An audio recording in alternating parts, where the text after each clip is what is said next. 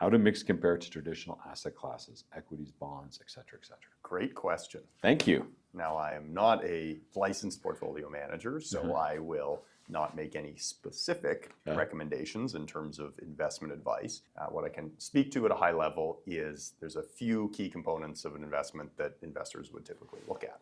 Rate of return, volatility, liquidity. So traditional fixed income comes in a variety of forms, but there's something as basic as a savings account with a bank, money market instruments, term deposits, GICs that folks can leave their money with a Canadian financial institution and get that regular sort of monthly rate of return. And then there is fixed income that can take the form of commercial paper or asset-backed paper, where somebody is essentially lending money to a corporation, could be publicly traded, privately traded, that wants to borrow some funds to invest in their business. In the fixed income world, which we are considered predominantly. We would be an alternative fixed income product for sure.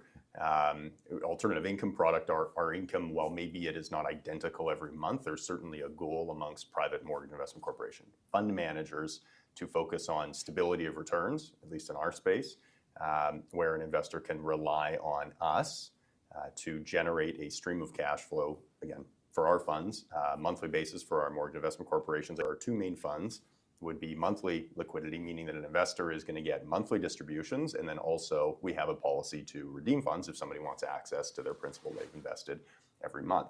So if you were to compare that to a money market instrument with a bank, for example, quite often they are non-redeemable, meaning you are tied up or locked in for a period of time, 3 months, 6 months, a year.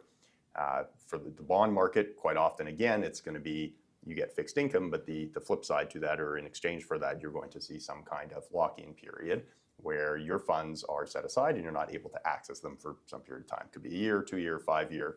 When you think of treasury bonds, T-bills, Government of Canada bonds, while those would be viewed as quite low risk, typically, you would see your money, again, not being able to be accessed for some period of time. So it's that trade-off between rate of return, liquidity, can you access the funds, and then how often are you receiving that stream of cash flow?